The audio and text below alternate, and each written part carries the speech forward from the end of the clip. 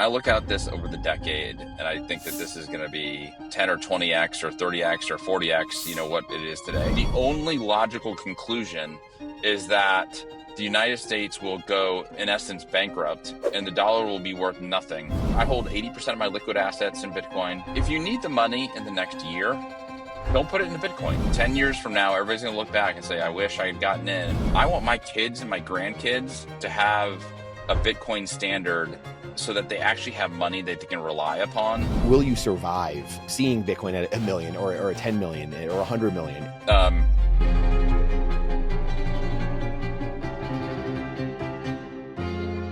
Andy Schoonover, the CEO of CrowdHealth, a Bitcoin-owned crowd sharing, you can explain that better, service for replacing of the healthcare system. And I think this is what we're going to unpack today. And we're going to get into this today, dive into what exactly is going on and really unpack, will people be able to make it to, a lot of our audience is 35 to 65 years old. Will people be able to make it to live long enough to see $1 million Bitcoin, $10 million Bitcoin, $100 million Bitcoin?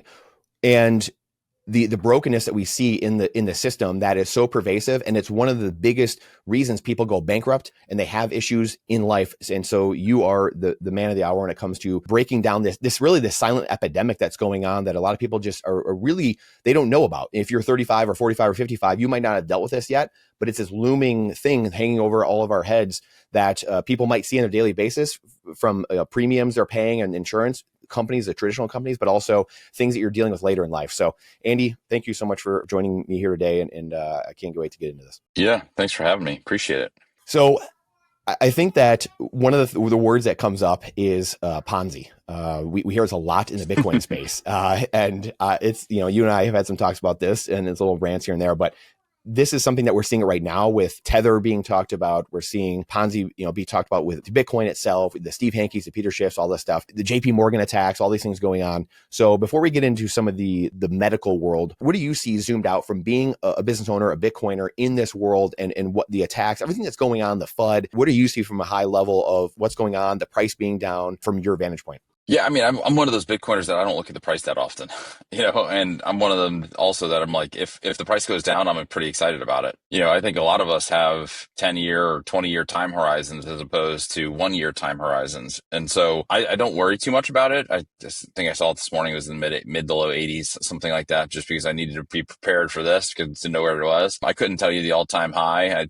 I know it's 120-ish somewhere in there, but I just don't pay too much attention. I mean, I look at this over the decade, and I think that this is going to be 10 or 20x or 30x or 40x, what it is today. And so I'm just not super worried about the short term. I think Safedine especially has taught us a lot about being low time preference. I now use it in my vocabulary, this low time preference versus high time preference. And anybody who's really worried about the price today or the price next week or whatever, is taking that high time preference mentality. And I think that we need to kind of reevaluate how freaked out we are right now because we need to take a more low time preference approach to this. So that's the way that I look at it. I'm not super worried about it. I don't think there's anything macroeconomically that's going to impact, Bitcoin significantly. I know there's this kind of quantum thing that's going on that people are talking about. I'm not super worried about that. And I think it's very clear that the US government has no desire to reduce the amount of spending that forces them to print tons of money, which, from my perspective is the main reason why I'm in Bitcoin is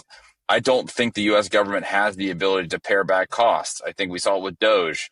They had a really good idea, but they were, crushed by the establishment in DC. And so, if Elon can't do it, then I'm not sure there is anybody who can do it. And so I think we're just ultimately in this time frame that's probably in the next, few years, maybe 5 to 10 years, where the dollar is clearly going to be not the centralized currency of the world anymore. And I think we need a replacement that's not built upon government. So ultimately, I guess all that to say is my macro kind of view of this is the exact same today as it was a few months ago when we were at our all-time high. I'm not worried about it.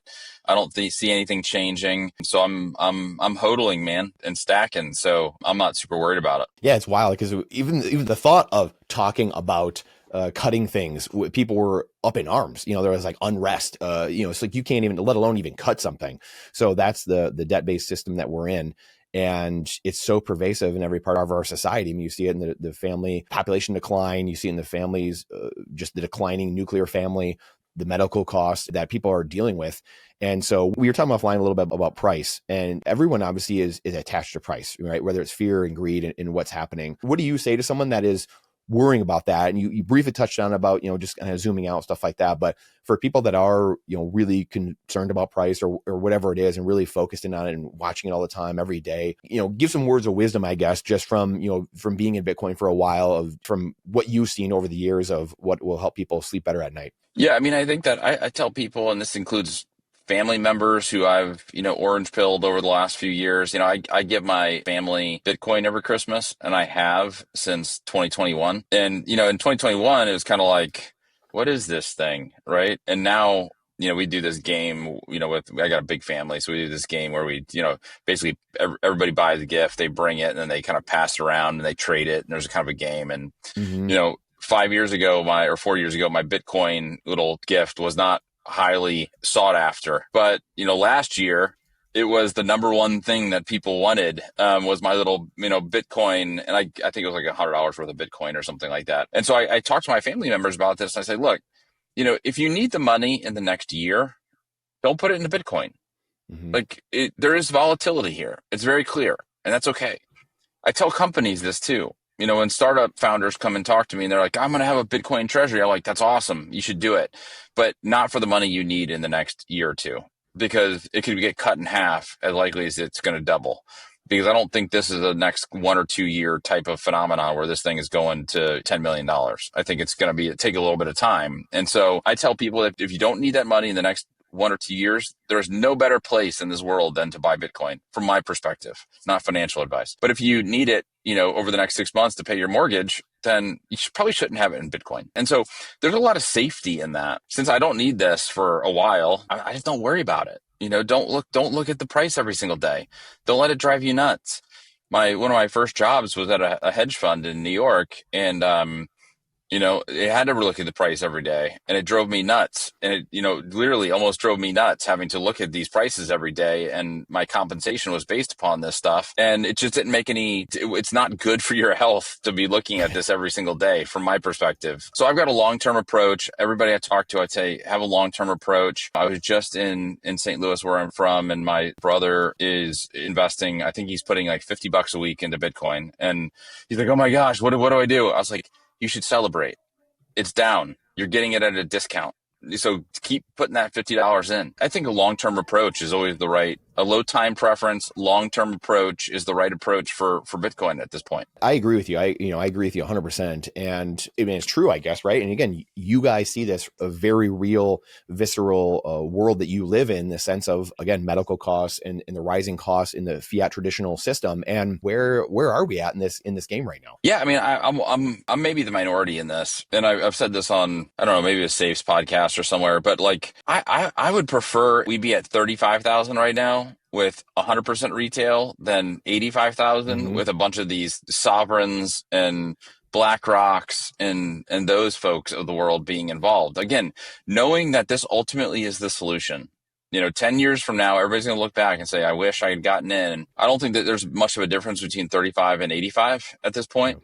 And the reason I love Bitcoin is the decentralized nature of it. And the fact that we now have, like you said, sovereigns and BlackRocks and all of these people, and not to crush strategy, but like even strategy, like a big pool of Bitcoin all in one place just doesn't feel Bitcoiny to me. It feels to me like this needs to be way more decentralized, and it still is decentralized. But I think that this accumulation of Bitcoin in big organizations that I think have ulterior motives. I mean, I don't think BlackRock's primary motive is to see Bitcoin become the new medium of currency, or the new currency of the new world, right? Like, I just don't think that's what their intent. But I think others like me, a retail investor who's got, I got a good chunk of Bitcoin, nothing close to BlackRock, but I want more of those people in this. I would like more of my sister-in-law and my brother and those people buying Bitcoin, as opposed to strategy and BlackRock in El Salvador. Again, that's just my personal opinion. And I know that's probably,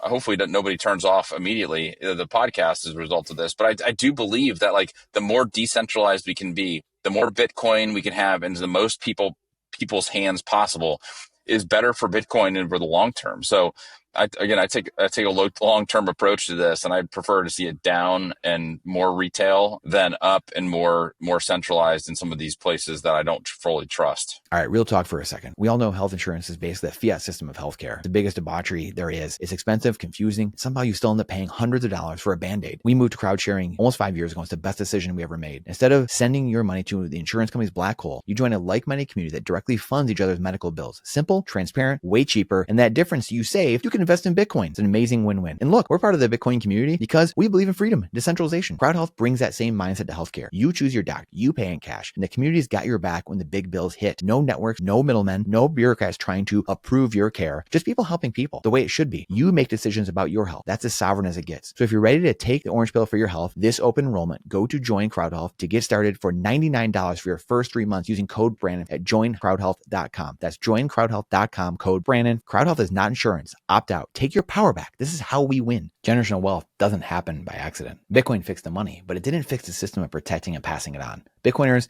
we have to live in two different worlds, idealism versus pragmatism. That's where Meanwhile comes in. It's the world's first Bitcoin-denominated life insurance company, regulated in Bermuda and built entirely by Bitcoiners for Bitcoiners. With Meanwhile, long-term holders can grow and protect their Bitcoin wealth through tax-free policy loans, no repayment obligation, no margin call risk, while making inheritance simple and secure and entirely in Bitcoin. It's about sovereignty, stewardship, and building a legacy that lasts centuries. Because if Bitcoin is forever, your plan should be too. Learn more and sign up with code 4QPBWC at meanwhile.bm. That's meanwhile.bm, code 4QPBWC, or just sign up in the link in the description below. Yeah, and I agree with you. I think there's a lot of people watching that would agree with you as well. And I think that that's where it comes back to like the validation part of that. And that's why I was saying that earlier. You felt like, you for 15 years, you have, or whatever it was at the time, 14 or 15 years, going back a year ago. So, Bitcoiners are looking for that validation in the sense of like, you've been told the whole time that you're wrong. It's a Ponzi, right? All the objections, right? Like you guys are idiots. And so then you have countries or,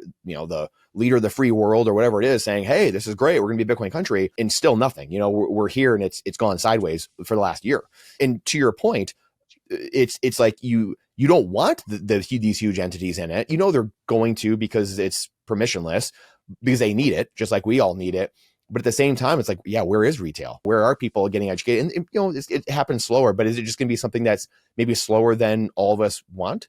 Probably, most likely. Mm-hmm. I think the next thing to get into retail, to make it a true medium of exchange. It's much easier to use Bitcoin, at the point of service or, to buy products with Bitcoin, things like that. So, I think it becomes, again, I love the store of value. I love the medium of exchange even better. I'm pretty unfortunately ingrained into the kind of fiat monetary system with CrowdHealth and all the regulations that have to go around it. And the fact that all these rent seekers are holding on to people's money in between our transactions for days, and it takes forever to get anything done. And then I'm sitting here on Lightning and I want to pay somebody on Lightning and it's immediate. And I'm like, man, this is such a better medium of exchange than our current fiat financial systems. And I think it's going to take a while for people to get there to actually replace things in their budget that are fiat and convert them to Bitcoin. I'm not saying, sell your stack. What I'm saying is take more of your dollars and turn them into Bitcoin as a medium of exchange so that we can use them in a more circularity type of format. And ultimately what I want to do in healthcare is I'm talking to hospital systems. I'm saying hospital systems, you should accept Bitcoin. Here's all the reasons why. Right. And then I'm talking to Bitcoiners and I'm saying, Bitcoiners, you should join CrowdHealth so that we can get enough on the demand side and the supply side so that we can make Bitcoin the medium of exchange within healthcare. And it's a $5.6 trillion industry in the United States right now. And I feel like if we can get some of these big hospital systems and enough Bitcoiners and enough doctors to accept Bitcoin, then we can create circularity within healthcare. And I think that goes a long way of getting people comfortable with having Bitcoin as a medium of exchange in all aspects of life. So, that's what I'm really trying to push is Bitcoin circularity in healthcare. And I think that's one of the more circularity that we can get within the economy using Bitcoin, I think the better we're going to be. I think that's going to be the catalyst for the next big boom in Bitcoin. Once people can see that I can actually use this. And it's easy. And it's even better. I get my money right away. I don't have to wait on banks. I'm doing end of the year giving right now, and my bank has a limitation on how much I can transfer in any one month. And I'm sitting Yep. here going, right? What? Like, Wild. how do you cater to people when you limit the amount of money I can transfer out of my account? And then they're like, oh, well, you can fill out this 4-page document with about 200 different, inputs to transfer money. And I'm like, God almighty. Like, if I had Bitcoin, I could do it like that. And so it's these types of things within our fiat monetary system that Bitcoin figures out. I think that's the next kind of catalyst for growth within Bitcoin is the medium of exchange. And I hope we'll get there. Yeah, and you obviously alluded to the Cash App thing and Jack Dorsey and Square and what they're doing. It's massive, and it goes back to like the chicken and the egg. What comes first? Is it the consumer pressuring the businesses, or is the businesses saying, "Hey, like let's pay me in Bitcoin"? So, again, to your point, I think it does take time. It takes education. Just one day after the next. Do you guys have at CrowdHealth, is that something that you guys are integrating or can integrate, or like how does that payment process work when people go to doctors? We are aggregating doctors who have said, hey, I'm willing to accept Bitcoin. We use that also as a proxy for, their worldview in terms of how they operate their practice. I think it's a pretty good proxy. And so these doctors don't typically, force medications on people. They don't force vaccines on people. They are all about kind of personal autonomy. And so, we think that if we can aggregate this group of doctors, and we're even I've had multiple conversations with one of the top 10 hospital systems in the country, and to say, hey, would you guys accept Bitcoin? And they're actually considering it. And so, if we can get some of those health systems to say, yeah, we'll take it, make it easy on them to accept. And then the back end infrastructure for us, right now it's built on, unfortunately, like a fiat monetary system because it's the only option that we have. We do have it also, ready to go, built on Lightning. We're using, Breeze and their SDK, and it works beautifully. Right now it takes us about 6 days to get money from one member of our community to another member of the community. That would be turned into like 2 seconds, almost immediate, using Lightning. And so we've got it ready. I think, one of the problems that we have is that, and people don't understand this, is if I were to give you Bitcoin, I were to gift you Bitcoin, you now own my basis. So, if I give you Bitcoin and I got it in 2021, where I think at the low, I got something at like 19 or something like that. Right. So if I'm going to give you my Bitcoin, what Bitcoin am I going to give you? I'm going to give you the lowest cost basis because that's what the one I have to pay most taxes on. But now you own my cost basis. And so, if I give you $1,000 worth of Bitcoin that I bought for $200, you now have a tax of $800. You're taxed on $800. It's just wickedly inefficient. And so what we need is some regulatory help to say, hey, these things shouldn't be taxed for these small amounts. That's one I think in Senator Lummis's Bitcoin bill, she put in there that, we shouldn't be taxed on this little stuff because it really limits our ability to use, Bitcoin as a medium of exchange. So I didn't know that when you gift someone the Bitcoin, the receiver is the one that gets taxed? The receiver is the one who gets taxed. Really? Yeah. Wow. I did not know that. So if I give you $100 worth of Bitcoin and it's my tax basis is 20, and then you go sell that Bitcoin for $200, let's say, you're paying $180 worth of taxes. So, 40% on the 180 or whatever it is.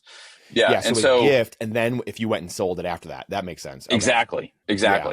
And so it just doesn't make any sense. It doesn't make any sense to give people, Bitcoin, or at least transfer my Bitcoin to them. Right. I mean, I could buy Bitcoin today, which is what I do with my family. Right. I just, set them up a Strike account or whatever, and I put Bitcoin in there, and then you got it. Right. And so that's the way that I have them set up a Strike account, but the same difference. Like, and so, that it's just stupid in some of the way that we get taxed by the IRS. And I think that somebody who's got a lot more money than me should fight that, because, it is one of these, it wasn't legislated. It was an IRS rule, and I think under, some of the SCOTUS things lately, that's one where I think somebody could really go after it and probably win that case. I've been to 12 different countries in Africa, maybe. Wow. And when we talk about the poverty line, it kind of makes me chuckle because I go to Africa and I've been there, like I said, a bunch of times, and I've seen people living in basically tin cans, where they're sleeping, they're pissing, Hmm. they're doing their daily deeds in a three-sided, aluminum, no shower, no nothing. And we sit here in the United States and we said, this is terrible that people have snap money to go and buy whatever they want. We're the only country on the planet that the poor have iPhones and Jordans. I mean, I think we need to rethink what poverty actually means. Everybody in this country, if you are making less than something like 40 or $50,000, has access to health care. The people are not dying because they don't have health care. You have access to it. There's actually a Hmm. federal law. If you go into the hospital, you don't have health insurance, they have to take care of you. So there's this nonsense about people dying because they don't have health care. It's absolutely ridiculous and stupid. Hmm. Like, it's just not true. And so I think that we need to reorient our lives to kind of understand, like, what is poverty? I mean, we live in the richest country in the planet, and we have people who say they're in poverty driving Lexuses and wearing Air Jordans. And I'm sorry, that's just not poverty. Like, if you've ever seen poverty, that's not it. That's not poverty. Everyone has the ability to go to a school free of charge if you're paying your taxes, I guess. I mean, I bet, pretty much everybody in this country has access to public education. Everybody in this country has access to healthcare. That's not poverty. Like, that's rich. Our poor people in the United States are rich in 90% of the other countries across the world. And so, I think we've got this idea where we all have to live in the 5,000 square foot house and drive the $100,000 cars. And if we don't do that, then we're impoverished. And what I would say is, if you have air conditioning at night when it's 100 degrees outside, you are not poor. Like, sorry, like, you're not. And so I think we have to readjust our view on this, because I think that this is hogwash, the fact that you have to make $140,000 to be considered poor. It's just not the case. I mean, I think his analysis, and I have to go back and look at it. I think he was saying that to be poor, you need to be able to own a house. I was like, since when? Since when do you need to own a house to not be poor? Like, Hmm. that's ridiculous, like, and so yeah, I mean, I just have a huge issue with some of these typically leftists of views of we're not taking care of our poor, because everywhere I see, other than the United States, the poor are way, way worse off than they are here. So that's my diatribe on poverty in the United States. Yeah, and ironically too, it's many of those people in Africa that are probably the happiest. I bet majority of those people are happier than the average person here in America, which is, again, just goes to exactly what you're saying. It's like material things aren't going to win the day for you. Sorry to break it to you. So Well, and I agree with that. And I agree with that. And I was, like, it's a really good point, because some of the happiest people that I know or I have met are the ones who come out of their tin can houses.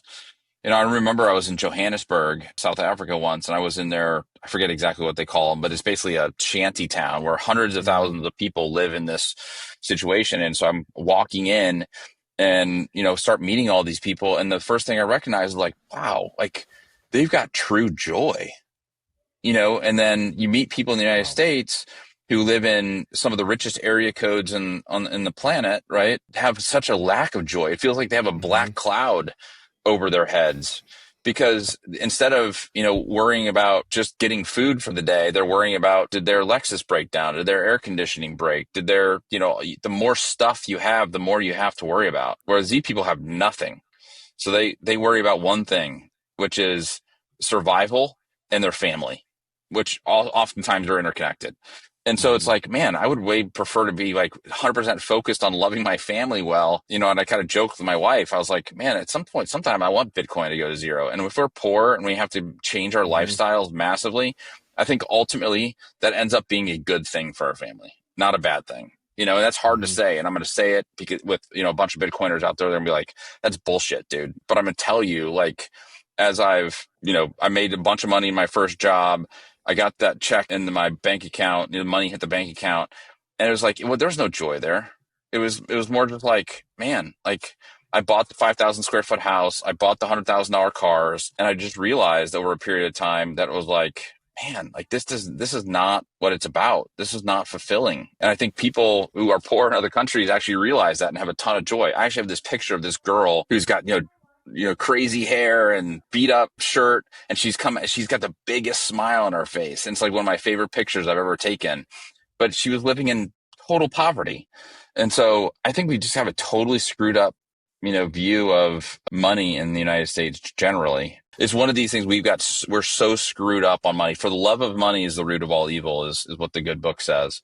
And I think more of us love money than we think. We say we don't love money, but we do. And that's a root of a lot of evil from my perspective. What was your orange pill moment or moments? Yeah, I mean, I did hedge fund. I did M&A work at a huge publicly traded company, all fiat stuff. I went out to Stanford for business school, which is another kind of super fiat type of place. On graduation day, I was the part of the class that I was just like hoping that they were going to call my name in graduation day, because I was pretty much down to the bottom of my class, mostly because I thought the stuff what they were talking about was so boring. I mean, it was Keynesian based economic stuff. It was, same with finance, like all the things that you're learning about, just didn't make sense to me. And I didn't know why at the time, but I decided to do something different. And so I went and bought a little company in Dayton, Ohio, of all places. And so you can imagine, being in Silicon Valley and all my classmates are going to work for Facebook and Google and all these places. Then I go and buy a little company in Dayton, Ohio. But fortunately, it went great. Ran that company for almost a decade and sold it. And, everybody did well in the deal. And so moved to Austin because I couldn't take Dayton, Ohio anymore. No offense to Dayton, Ohio people, but it was negative 12 degrees the day I sold my company. And so I was like, man, God did not intend for people to live in Ohio in the wintertime. Like, I got to move. My wife is from Ohio, so thank God I went there and found her. So that's all good. But then moved to Austin.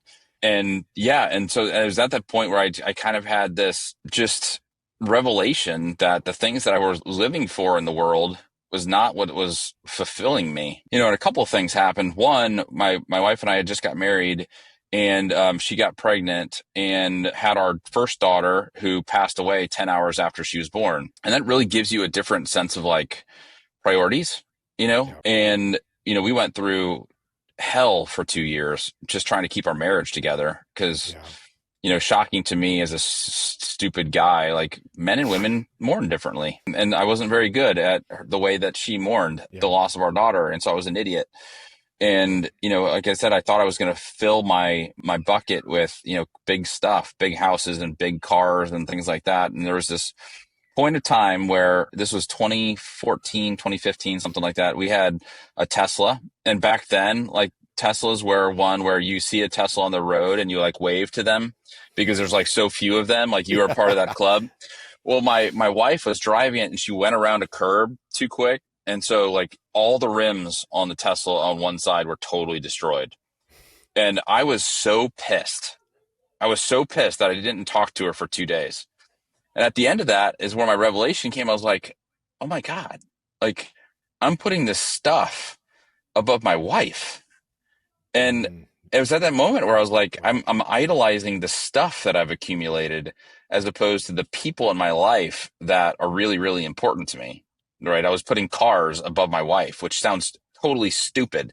And it was, but I needed something like that to reveal to me that I was idolizing something that didn't matter. And so we actually sold our cars, sold our house. I drive a, almost 10-year-old Tahoe, as does my wife, a big used car. We got a smaller house. Like we totally downsized, and I was like, man, we've never been happier. With there's less stuff has made us happier. And in that process, I didn't have health insurance anymore because I didn't work for the company. I was, I couldn't take the private equity thing, so I quit and and did that. And I kind of joked it worked until I had to use it. My little one, who was 1 at the time, was having recurring ear infections. And so we went to the doctor. He's like, she's got a hole in her eardrum and no big deal. We can fix it. So I did everything right. I went in network. I had an Obamacare plan. And so I thought it was good. And so I got the bill and it was $8,000 for 15 minutes. I'm like, what? $8,000 for 15 minutes? This is stupid.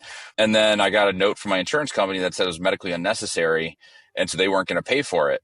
And it kind of, that was the light that went on that was like, wow, this is another thing in this world that I thought was valid like health insurance, we're all like told, like as many of us are with the US dollar, the monetary system, this is valid. This is secure.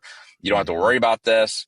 And I had to stroke an $8,000 check to get this procedure paid for. And it was like, holy crap. And then I had this kind of soulful moment where I was like, let's go do something that has impact.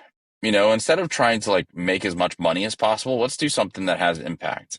And even the Bitcoin stuff that I talked about, it's less about how much Bitcoin is at the end of the day and more like I want my kids and my grandkids to have a Bitcoin standard so that they actually have money that they can rely upon. And I think that's kind of a big deal that you can rely upon what's in your bank instead of being Venezuela or Zimbabwe or something like that, where you have no idea what your money's going to be worth tomorrow. Like I just feel like that's really important. And so I came on this mission of starting this company to like change healthcare. And that's ultimately what we're doing with CrowdHealth is we've been inspired by Bitcoin to do a decentralized way of doing this. And along the way, I met Jimmy Song. Everybody knows Jimmy. Mm-hmm. He lives in Austin. He's a friend of mine. And he was the one that orange pilled me. He's like, man, Yep. he was the one that I sat down at what is that steakhouse in Austin, and of course it was lunch, and he had a steak because that's what he eats. Yeah. And he orange pilled me over that lunch, and it just made total sense to me. And I was like, I want to build a healthcare system that looks as much like Bitcoin as possible. And it's going to take a little bit, but I think we've built the foundation for something that can be healthcare on a Bitcoin standard. Now that you have your hardware wallet, the key data generated needs to be stored in something forever that can withstand fire, flood, nuclear fallout, checks, hockey pucks. This is your 12-word C plate, your 24-word C plate. After a lot of people asking for your 12-word C plate, here it is, stampsy.com, code Brandon for 15% off. After everything that's going on in the world, fires we've seen in the Pacific Palisades, what we've seen happen in Hawaii, everything gone. Titanium seed plates withstands everything. Your posterity will thank you. It only takes a few minutes. Don't let these little things, these small investments scare you from the most important aspects of Bitcoin and the first money we have ever conceived here on earth. Stampsy.com, code Brandon for 15% off. If Bitcoin is the signal, then community is the amplifier. Right now, nearly 20,000 Bitcoiners are inside the Club Orange app, what used to be the Orange Pill app, a growing network of people who think like you, build like you, and are preparing for what's coming. Because in any survival situation, financial, societal, or spiritual, your relationships are all you've got. And history shows it only takes 3% committed individuals to move civilization forward. Find your 3%, build your circle, download Club Orange on iOS or Android, or visit cluborange.org, click the link in the description, or scan the QR code on the screen. Everything you are learning in this episode is completely moot and does not matter if you hold Bitcoin and are still leaving it on an exchange or sharing keys and your KYC information with a third party. This is your wake-up call now. You are only self-sovereign if you alone hold the keys to your wealth. 100% self-custody sounds daunting at first. Believe me, I lost 2 years of massive gains over a decade ago because I was worried about taking the few minutes it took to understand self-custody. And that's exactly why you need to talk to my friends, Tony Yazbek and his team at the Bitcoin Way. We just interviewed Tony recently, has over 80,000 views, an overwhelming response. People love his story and the simplicity he shares of how easy it is to custody and take ownership of the greatest money we've ever seen. They'll train you to do it right the first time. Head on over to thebitcoinway.com/Brandon to schedule a free 30-minute consultation today. Their 5-star rated service is exactly what you need. Quit sitting on your hands like I did and get started today. Again, that's thebitcoinway.com/BRANDON. What have you learned kind of going into this about the existing system and what it's doing to people and the Ponzi nature that these systems are that the government are running?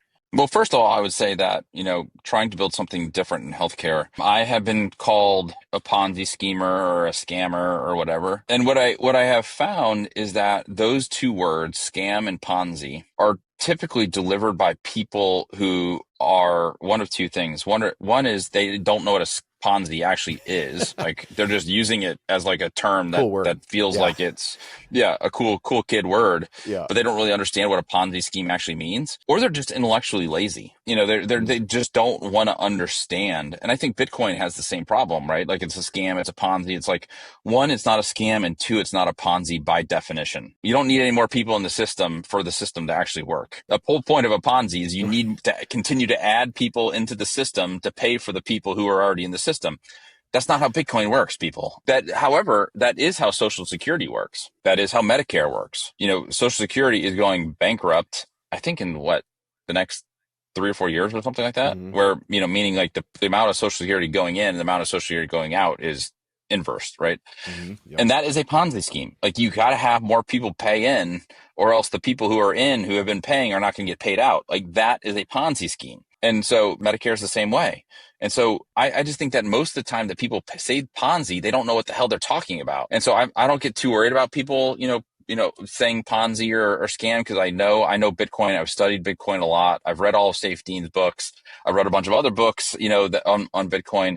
It's not a Ponzi scheme. It's actually anti Ponzi scheme. And so if you weren't so intellectually lazy, you'd go and pick up a book of Safe Deans or one of the other great ones out there. I mean, there's a ton of great ones. I like Safe, and you understand that. So that's kind of where I come out on the whole Ponzi scheme thing. Very few people want to call Social Security and Medicare a Ponzi scheme, but that is absolutely what it is. It's a government run Ponzi scheme that unfortunately our kids probably aren't going to see it the way that we see it. And I actually think that's not a bad thing. I think our kids, Right. if they get rid of Medicare and they get rid of Social Security, I think that's actually probably a net benefit with some short-term pain, but for some long-term, gain for us as humans. I mean, imagine, right? Instead of putting money into Social Security out of your paycheck every week, you're able to put it in Bitcoin, right? Like, let's take it Mm-hmm. away from the government and let's put it into Bitcoin. That now is the solution for long-term thriving from my perspective, especially since you can't touch it typically for 20 or 30 or 40 years. Like that is the way to create value. But politicians don't have enough balls to actually go and do something like that. So we talked before about, will you survive the seeing Bitcoin at a million or a 10 million or 100 million? And it's supposed to be polarizing or jarring or funny or whatever it is, but it's serious. So I'd love for you to get in maybe some numbers and just kind of put some numbers behind, I guess, what I'm saying, and just kind of what you guys are seeing from high level. Sure. Yeah. I mean, I think that the question of will you see a million or 10 million in Bitcoin clearly has two components to it. One is how fast does Bitcoin get there and how long do you Mm-hmm. live? Right. And Yep. I think unfortunately, our medicals, what I call the medical industrial complex is primarily driven by you being sick. That's where they make their money. If you're staying home and you're not going to the hospital and you're not taking medications, then there's no money in you in the medical industrial complex. And I'm not saying that the doctors out there, most of the doctors that I've met know, don't want you sick, but I think that the systems around them unfortunately promote sickness instead of health. You have the chief educator for the American Diabetes Association coming out and saying that this super high carb loaded meal is good for you as a diabetic. And anybody with any sense can look at that and say, how ridiculous is this and how disgusting is this to say something like that to somebody with diabetes, right? I mean, it's appalling to me. And so people, when they think about healthcare, they think it's super complex. And I say, as a Bitcoiner, it doesn't feel complex to me because as Bitcoiners, we know it's all about incentives. And so you've got the buyers of healthcare, these health insurance companies who are incentivized by profit, who actually make more money if the costs of services and the utilization of services go up. I can explain that in a minute. But then the sellers of healthcare are these big hospital systems. They clearly want the price to go up. They want to maximize their profit. And so, let me talk about the buyers again, the health insurance plans, because people don't understand this, that if your premium for your family is $1,000, the maximum that they can profit per the Affordable Care Act is $150. So how do they see their profits increase? Well, 10%, let's say it goes to $165. Well, your premium has to go from $1,000 to $1,100. So your premium has to go up for them to make more money. And so, you have the buyers, the health insurance plans, they want the premiums to go up. They want prices to go up over time. You have the sellers, these hospital systems, they want the price to go up over time. So you have the buyers and the sellers of healthcare both wanting the price to go up. And so what's going to happen? You don't need safety to understand this. The price is going up. And because there's no market forces that are pressing the prices down. Because in essence, when I go to the hospital, I'm not paying for it. The insurance company is paying for it. And so I'm basically shopping with somebody else's credit card. And therefore, there's really no desire for me to care about what the price is or to care about what I get at the hospital. It's like, give me everything. I'm not paying for it, right? And so that's the problem we have with our healthcare system right now, is that there's no market forces that are working against this. And that's why we're in the debacle that we're in with both Medicare and with these commercial health plans. So that's the thing that we're trying to change, is actually create market forces within the healthcare system, we're at $5.6 trillion right now. If the United States healthcare system were a country, it would be the fourth largest GDP in the world. Jeez. After the United States, China, Japan. And I think it's catching up to Japan. And so, that's a problem. It's 20% of GDP. One out of every $5 that we spend goes to healthcare. It's egregious. And so that's what we're trying to change. Our members are paying about 50% of what United Healthcare would pay for the exact same service, because they're going and they're decentralizing, right? They're ripping out all the middlemen. They're paying the doctor directly. And as a result, they're getting a way better price. So imagine ripping $2.8 trillion out of the economy. And politicians don't want that, because then GDP goes down by making this more efficient. And so you've got the politicians, you get the hospitals, you have the insurance companies, you have the pharmaceutical companies. Clearly, they make more money when you're sick, all being okay with the system as is. And it's us as the citizens who are seeing the ramifications of it. And so that in 3 minutes is basically what's wrong with our healthcare system. It's so wild. There's a lot of doctors that are having issues or leaving, especially over the last handful of years since COVID. Because they're getting squeezed because of this. And this is another thing too. I just heard the other day of when you go in and as soon as you say I have insurance, then they basically can't. There's like, okay, well, here we go. Now you have to pay the high cost. The doctor gets a little bit, and then the insurance company gets the huge spread basically between the cost of the actual, medicine or whatever. Is that where you guys are seeing as well, where that traditional system is just, squeezing everyone basically? Yeah. Doctors? Only 8% of costs in healthcare are the doctors. 8%. Wow. So the people who are supposed to be taking care of us are only getting 8 cents on the dollar. And so what we're seeing, and this is the scary part for people who have insurance, maybe not scary this year, but over the next 5 to 10 years, this is going to be very scary, is all the good doctors are saying, screw this, I'm out. Yep. I'm not taking insurance anymore. I'm tired of not getting paid what I'm worth. I'm tired of getting told by the insurance plan what I can and can't do. And so they're going cash pay only. And this is not just the primary care doctors. It's specialists, it's cardiologists, it's orthopedic surgeons, it's cardiologists. Like, these are the people that we want to be in our system to take care of us. And they're exiting. They're just like, I'm out. I'm going to accept cash only. And if you want to come to me, you got to pay in cash. And so not only does that hurt the people who can't pay in cash, because the people making $50,000 a year is not going to be able to pay a $15,000 for a knee replacement. Like, they just don't have the money to do that. So it's the rich now get access to this, but the poor don't. So the bifurcation of rich and poor will continue and get worse and worse and worse. But if you have health insurance, you're not going to have access to the best doctors in the world. And so, with CrowdHealth, we enable you to go and pay your doctor directly in cash or credit card or eventually Bitcoin, I hope. And they're going to give you great prices. They're going to be the best surgeons in the world. They're going to be the best doctors in the world. And they will only be cash pay. I mean, that's ultimately what's going to happen. And we're seeing it. We're seeing it now. Like, this is not some pie in the sky type of idea. Like, it is happening right now as we speak. That people are exiting the system because they're just tired of it. They're tired of it. There was a study like 6 months ago, maybe it was 9 months ago by now. Doctors spend somewhere between 16 and 18 hours a week fighting with health insurance plans to get paid.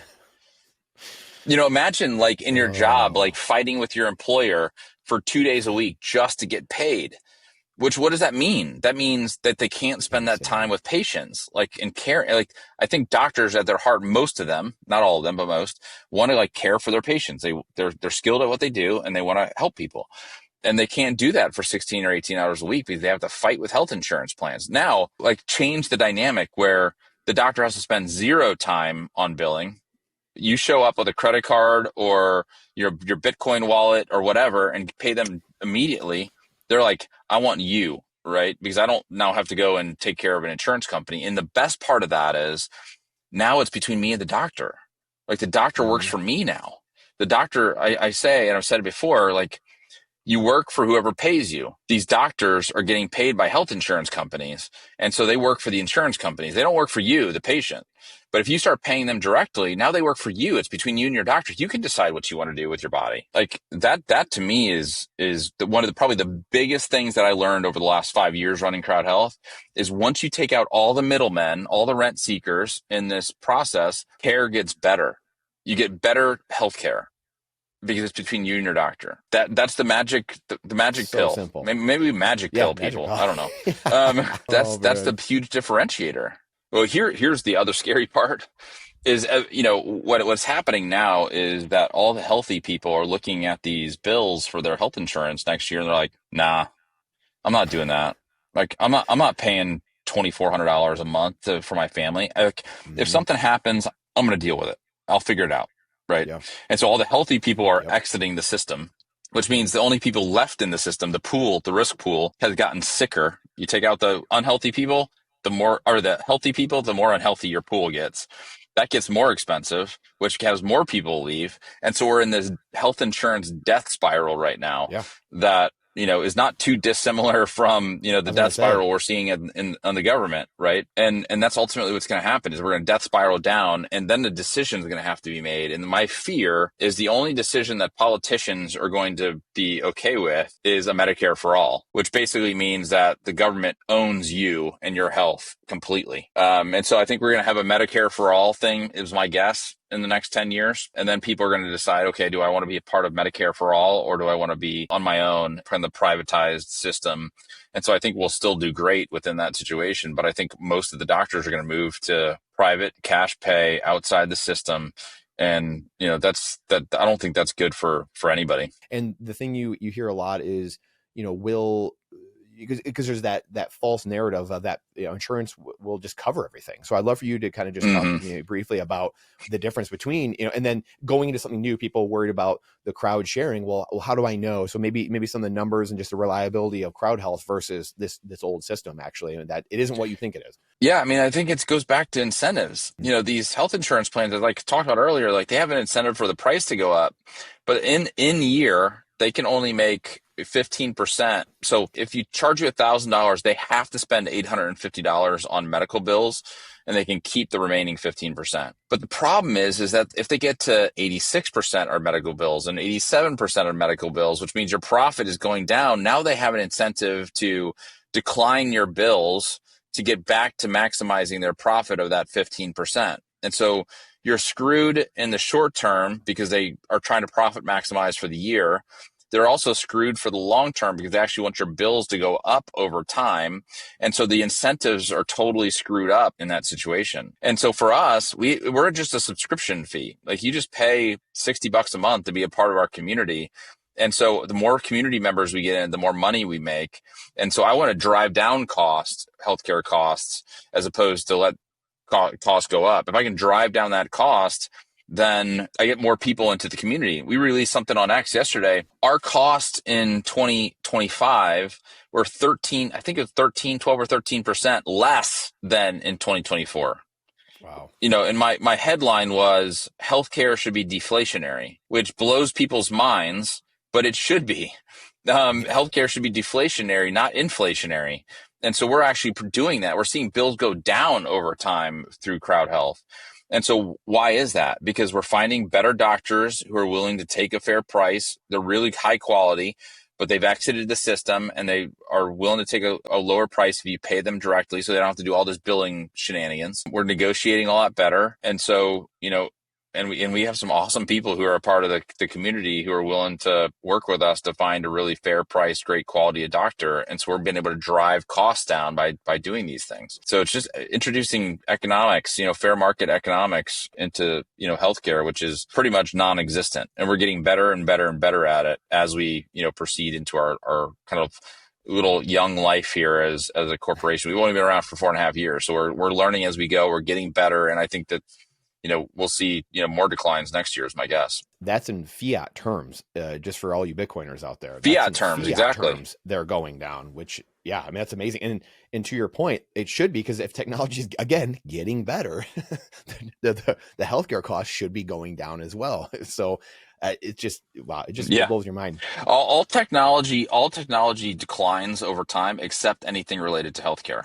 Those technologies always increase with price. Isn't that No funny? way. Like, anything that the Wow. government touches goes up. I mean, I'm sure you've seen that graph where it's like, increases inflation by sector. And it's like all the sectors that the government touches, healthcare, education, those types of things, those things are going up and to Balloon. the right. Everything else is going down. Cell phones, TVs, Mm-hmm. cars, everything else is actually deflating. All other technologies are deflating except healthcare, which is a really really interesting thing. And There's a it's because lesson we in there. You know what I mean? ultimately we're not paying for it. We're not paying for it. The government's Yep. paying for it, you know? It's And so insane. that's just what happens when the government, pays for things. Ultimately the medical industrial complex is a lot like, the military industrial complex, in that everything is kind of a cost plus system. And so, when you have a cost plus system, which basically means you tell us how much it costs and we'll give you some profit on top of that, which I just kind of explained happens with health plans. You want the cost to rise, and so that's the other thing that costs are rising is the military. So Yeah. technology is deflationary except when the government touches it. It's insane. You just open up another one of those silos. The military. That's the one we had. What's one of them we hadn't touched yet? Yeah, exactly. Okay, so I have to be walk us. careful. I had my first death threat about 2 months ago. Really? So I had a guy in a black car that was stopping outside of my house, and my wife kept catching him, and so was trying to run out there to get his license plate. Couldn't get it, and then we got a note that says, "I'm going to effing kill you all." And so, and the Come police, on. fortunately were able to get this guy, but who had an ideological difference with our company. I don't know. They wouldn't tell me what that meant, other than my guess is there's some medical industrial complex Yeah. component to this.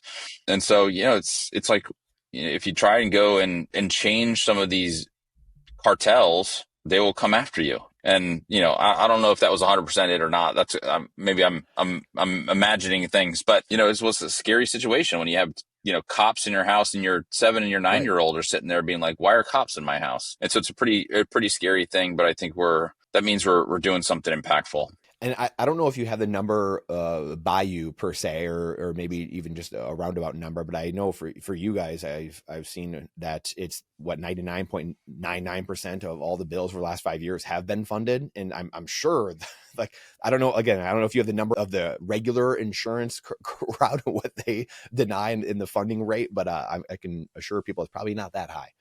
So that's Yeah, I incredible. mean, so if you remember, last year when, Luigi gunned down the United Healthcare Yeah, I was gonna bring that CEO, up. Yeah, yeah. the number that they had said for United was they declined 32% of claims. So basically, one out of every Wow. three are Mm-hmm. denied.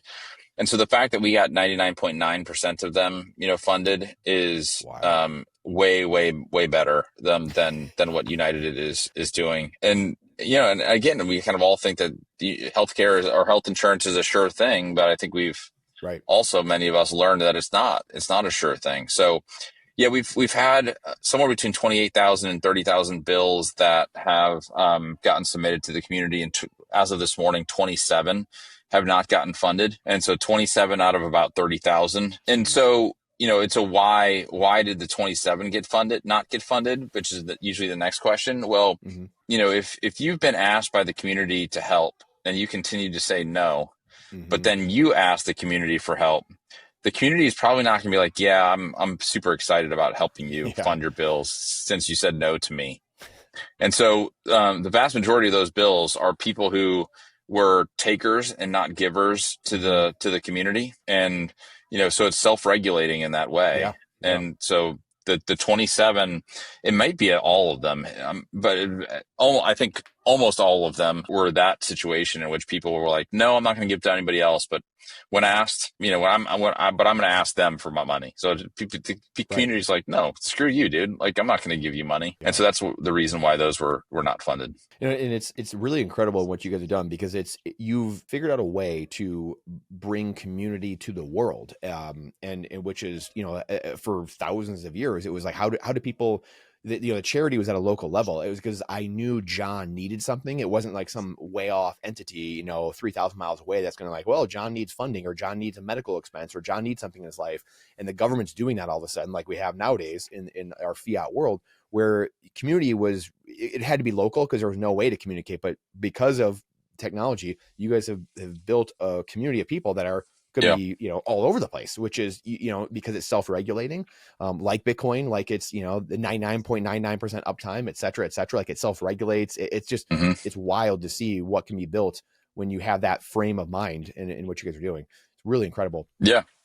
I mean, like I said, it's inspired in many ways by Bitcoin. And about I think 20% or 25%, something like that, of our customers are Bitcoiners that we know of. So ultimately, what we like to do is we'd like to have the Bitcoiners like be their own community, and so you're just funding other Bitcoiners, and we think that that community is probably generally healthier than the general population. And so if you really want to see your costs go down, get into a community of people who hold themselves accountable and hold other people accountable, and I think we'll see prices drop pretty significantly as a result of that. So maybe we'll even get like an Ethereum community, and so the Bitcoiners and the Ethereum people can like who has the lower healthcare costs, like the carnivores and the vegetarians, battling it out for who's got the lowest healthcare Oh costs. man. Like it could be it could be fun. It could be.